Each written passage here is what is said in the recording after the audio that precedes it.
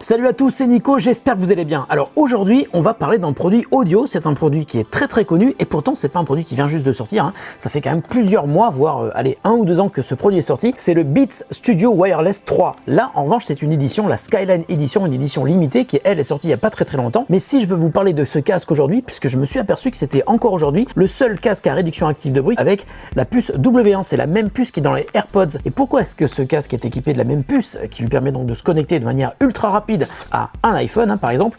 C'est tout simplement parce que Beats a été racheté par Apple il y a quelques années et on commence à voir des produits de la part de Beats qui intègrent des mêmes technologies que des produits qui sont fabriqués par Apple. Donc là, aujourd'hui, c'est un casque à réduction active de bruit et c'est donc aussi le seul casque à réduction active de bruit dans l'écosystème Apple. Peut-être qu'il y aura une autre version des AirPods qui feront réduction active de bruit, mais à ce jour, ce n'est pas le cas. Donc le Beats Studio Wireless, donc Skyline Edition, est à ce titre super intéressant à tester. Malgré tout, j'avoue que j'ai un a priori sur Beats, hein. J'ai souvent utilisé des casques Beats pour les tester et globalement j'ai jamais été hyper satisfait à la fois du design mais aussi du résultat sonore. Donc là c'est un test qui va être vraiment une première pour moi.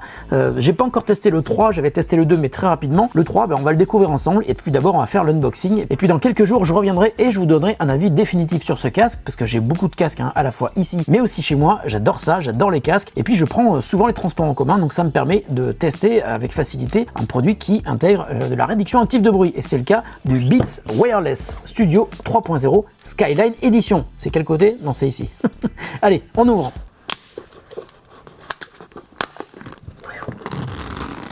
Ah bah c'est un produit Apple, je fais de la ASMR, obligé.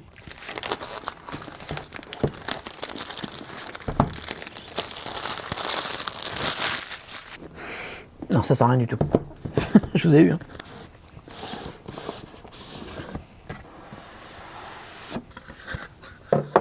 Change the way you hear sound. J'ai essayé d'imiter Dr. Dre, je sais pas si c'est réussi.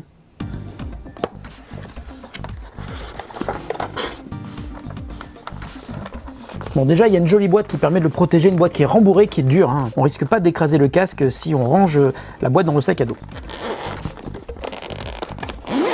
On ira à 9 en fait. Waouh! Un petit clic. Ça fait pas très haut de gamme, je sais pas si au bout de 500 fois si le truc sera toujours aussi efficace. Il est très léger, je crois qu'il fait 260 grammes, il est pas très gros, je pensais qu'il serait plus gros que ça. Donc là il y a marqué quoi? Control for wireless mode. Ok, donc ça il faut enlever. Donc ça permet de monter le son, de baisser le son et puis de prendre les appels et de faire play pause. Et sur le côté droit, on a un port de charge. Quoi? Micro USB, on est en 2019 les mecs. Bon, ok, allez. Les coussinets sont comment? Ils sont pas très épais, hein. Ça me fait un peu light, hein, quand même. Puis tiens, c'est pareil aussi pour l'arceau. Bon, il est très joli, le design est très joli, mais la construction fait quand même assez légère. On va le mettre sur les oreilles, on va voir. Oula, il y a une force de serrage qui est assez importante. Ah oui, ça serre. Je suis sûr que je peux pas le garder plus de 2 heures sur la tête. Ah, en revanche, j'entends plus rien ce qui se passe dehors. Je l'ai même pas allumé. Bon, alors première impression avant même de l'allumer, je trouve qu'il serre fort, ça oppresse un petit peu les oreilles. C'est pas une bonne nouvelle parce que moi le casque je le garde souvent plusieurs heures pendant la journée sur les oreilles et si ça serre comme ça, je pense pas que je vais pouvoir le garder plus d'1 heure ou 2 quoi. Donc maintenant ce que je vais faire, je vais prendre mon iPhone, je vais allumer le casque. Alors attendez, comment on l'allume déjà? Alors il y a un bouton ici, on va allumer. Ah, j'arrive pas à trouver le bouton. Ah c'est dommage, moi j'aime bien quand tu trouves les boutons sans avoir besoin de les chercher. Ils tombent pas bien sous la main. Bah c'est pas possible, il est où le bouton? Ah, il est là. Hyper bizarre ce truc. Bah il est où? J'arrive pas à trouver. Ah, j'ai trouvé. Ils auraient pu faire un bouton plus gros quand même, hein. Il est pas chargé. Bon, eh ben je vais le charger et je reviens. Ça fait 10 minutes. Allez. Je l'ai laissé charger 10 minutes et pas pour rien. Tout simplement parce que le Beats Studio Wireless 3.0 propose 3 heures d'écoute à partir de 10 minutes de charge. C'est pas mal du tout et je crois même que c'est l'un des casques qui se charge le plus rapidement. En tout cas, ça fait 10 minutes qu'il charge. Donc maintenant, je vais voir si ça marche. Je le mets, j'ai mon iPhone à côté, je l'allume. Il devrait normalement se passer quelque chose sur l'iPhone, hein. Je sais pas, on va voir. Ah, il faut que je retrouve le bouton. Il est pas du tout pratique à trouver, hein. Oh là là, c'est incroyable ça. Ah, ça y est, j'ai trouvé. Ça y est, salut. Par contre, c'est bizarre, il ne parle pas, il donne pas de prompt sonore en fait, il dit pas connecté, allumé. Bon, alors, mon iPhone est devant moi, le casque est allumé, alors la réduction active de bruit c'est lancé, hein. Je sens que j'entends beaucoup moins les voitures qui sont dehors. En revanche, il n'est pas spécialement détecté par l'iPhone, je sais pas si c'est normal. Ah bah il est là, mais il n'y a pas eu la connexion automatique, c'est très bizarre. Je vous le fais exactement comme je l'ai entendu. Bon là il est connecté, je vais lancer une musique pour voir si ça marche.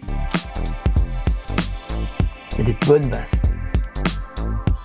Trop de basses. Ouh, les basses sont monstrueuses.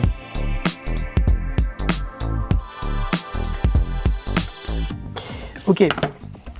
Alors, le son est très très bon, il y a beaucoup de basses, mais vraiment beaucoup de basses, hein. Je pense que c'est un casque qui est vraiment fait pour écouter des musiques électroniques, électro, hip-hop. Il y a beaucoup moins d'aigus et beaucoup moins de médiums. Enfin, si, on va dire que les médiums sont à plat, les aigus sont à plat aussi. En revanche, les basses sont beaucoup plus hauts que le reste du spectre. Donc c'est bien pour écouter, on va dire, des musiques électroniques, des musiques urbaines. Globalement, je crois que c'est un petit peu l'image de Beats, hein, de toute façon. En revanche, je vous confirme ce que je disais, il sert vraiment les oreilles, c'est sans doute pour favoriser la réduction active de bruit, qui a vraiment un genre de pression sur les oreilles. Je suis pas sûr que je sois capable de garder ce casque 2 heures sur les oreilles. Ah, attends, il y a juste un truc que je voulais vérifier.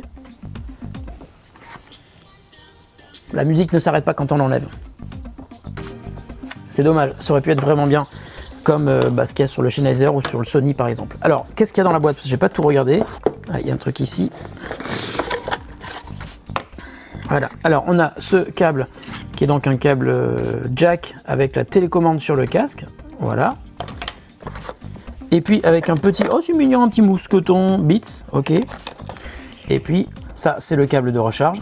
Fast Fuel c'est la techno dont je vous parlais tout à l'heure, hein. 3 heures de musique avec 10 minutes de charge, ça c'est bien et ça marche. Et puis un petit câble micro USB, alors ça en revanche, franchement on est en 2019, un câble micro USB sur un casque à 300 balles, je me pose des questions quand même. Ok, ah oui, je voulais vérifier en fait les contrôles, donc je vais le rallumer. Ah, j'ai toujours du mal à trouver le bouton d'allumage, hein. Ça par contre c'est moyen on va dire. Ah, il n'est pas allumé. On sait pas quand il est allumé, c'est dingue en fait. Tant que il faut laisser appuyer longtemps, et il faut attendre que la réduction active de bruit se mette en marche. Ok, là j'ai mis sur pause, avec un son qui se baisse progressivement, ça c'est chouette. Ça fait un petit clic plastique, c'est bizarre. Double clic pour passer au morceau suivant. Triple clic pour revenir au morceau d'avant. Et clic vers le bas pour le volume et clic vers le haut. Alors, par contre, je suis désolé, mais le clic sur les boutons sur le côté, ça fait super cheap. On entend le plastique qui fait cloc, cloc, cloc, cloc, cloc. Ils auraient pu faire un truc tactile, mais plus subtil quand même. Ce que je vais faire, c'est que je vais l'utiliser quelques jours et puis je vous donnerai mon avis définitif sur ce Beats Studio Wireless 3.0. J'ai besoin de l'écouter longtemps, j'ai besoin d'écouter plusieurs types de musique et puis surtout, j'ai besoin de voir si le confort est présent ou pas au bout de plusieurs heures. Je vous donnerai mon avis dans la deuxième partie de cette vidéo, c'est-à-dire juste après ça.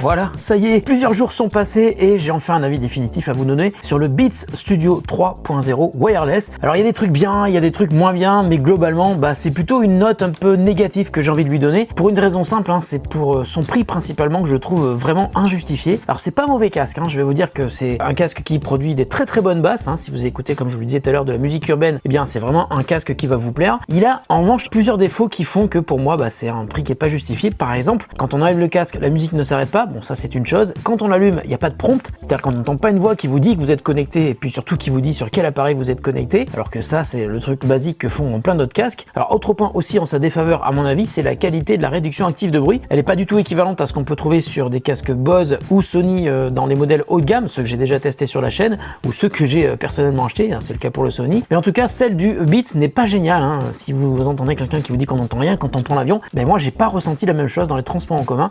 On entend à peu près tout ce qui se passe. La seule différence en revanche que je peux ressentir entre la réduction de bruit désactivée et activée, c'est qu'il y a un genre de suppression des fréquences graves. Là effectivement ça c'est efficace, mais pour moi ça ne suffit pas pour qualifier ce Beats d'un bon casque à réduction active de bruit. Et puis un autre truc que j'ai remarqué dès que je l'ai mis sur les oreilles la première fois, il est très très oppressant, c'est-à-dire qu'il serre fortement contre la tête, donc ça veut dire que c'est pour moi difficile de le garder plusieurs heures durant. Alors j'ai même poussé le vis jusqu'à l'utiliser pour faire le montage de la première partie de cette vidéo, donc en Bluetooth. Alors c'est vrai qu'au bout d'un moment j'avais vraiment envie de l'enlever parce qu'il me serrait sur la tête. En revanche, revanche, un très bon point, et ça rejoint aussi ce que j'avais trouvé sur les AirPods, il n'y a aucun délai quand on est en Bluetooth sur un ordi, et ça c'est vachement bien parce que ça permet d'éviter ce que l'on a souvent sur des casques Bluetooth quand on fait du montage vidéo. Par exemple, c'est impossible en général parce qu'il y a un micro délai d'un quart de seconde, et quand vous faites du montage, vous avez besoin d'être hyper précis.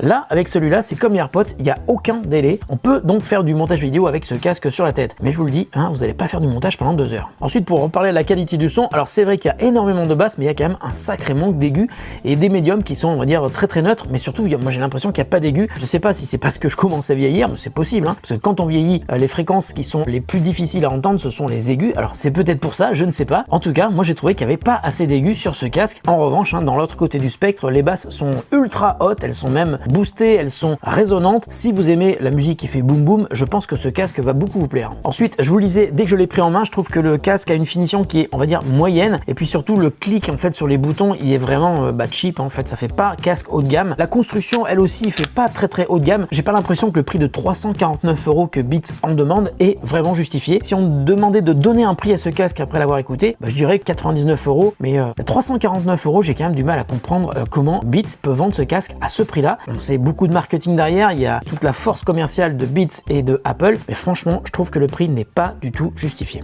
En revanche, et ça c'est un truc que je dis souvent quand on parle de casque audio, on peut très vite s'habituer à un casque moyen si on prend l'habitude du son qu'il nous propose. Donc ça veut dire que si vous avez écouté des casques de merde toute votre vie, et bien si vous utilisez le casque Beats Studio 3.0 wireless, peut-être qu'il vous satisfera. En ce qui me concerne, c'est pas un casque que j'achèterais, que je recommanderais. Pour le prix, je pense qu'on peut trouver mieux. Voilà, j'espère que j'ai pas été trop méchant avec le Beats Studio 3.0 wireless. En tout cas, moi, mon ambition, c'est de vous dire la vérité sur les produits que je teste, qu'ils soient bons ou qu'ils soient moyens. Et pour moi, c'est le cas de celui-ci. Et si malgré tout, vous avez envie de vous acheter le Studio 3.0 wireless parce que vous le trouvez beau et parce que vous avez envie d'acheter un Beats depuis longtemps, eh bien, je vous mets un lien dans la description de la vidéo. La vidéo est terminée, j'espère qu'elle vous a plu. On se retrouve très bientôt pour une autre vidéo qui n'aura sans doute rien à voir avec celle-ci. Salut à tous et à très bientôt sur The Grand Test. Allez, je vais quand même lui donner une 3e chance. Salut!